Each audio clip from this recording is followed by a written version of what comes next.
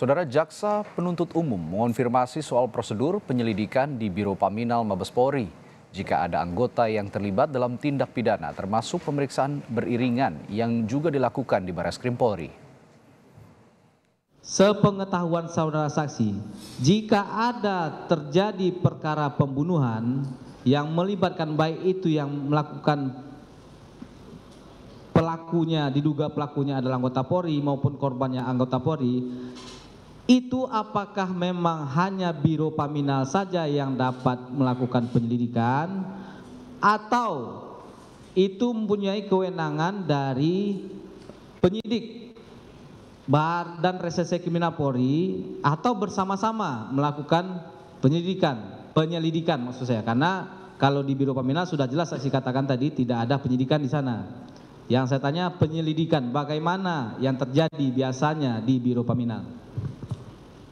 Apabila terjadi suatu kejadian tindak pidana yang melibatkan anggota Polri, Paminal akan bekerja sama dengan fungsi reserse.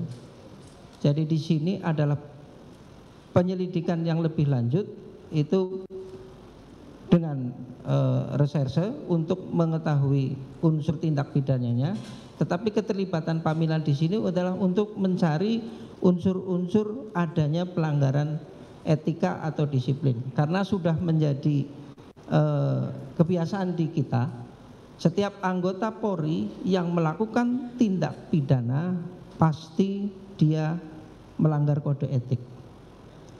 Jadi ada perbedaan di sini ya, perbedaan kewenangan dan perbedaan tujuan ya. Betul.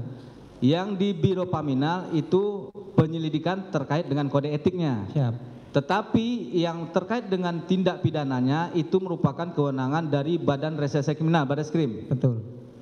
Badan Reserse Kriminal itu ya, berbeda di sana tupoksinya. Betul. Kalau di peraturan itu adalah fungsi reskrim, karena bahasa di peraturan kami fungsi reskrim itu ada kemungkinan fungsi reskrim itu ada sampai ke tingkat wilayah. Aturan ini berlaku untuk pembinaan di tingkat wilayah.